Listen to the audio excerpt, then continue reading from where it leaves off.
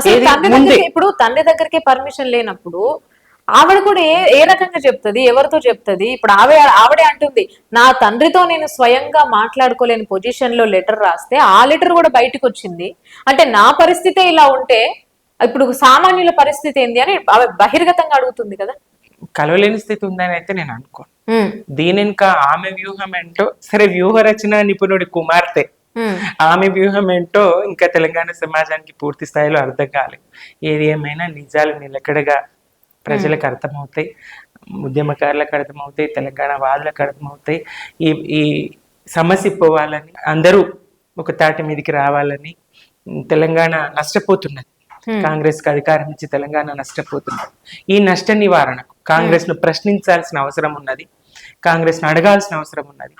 పథకాల అమలు జరుగుతలేదు, అన్నదాతలు రోడ్ల మీద వరి పంట అంతా కళ్ళాలన్నీ మొలకలెత్తి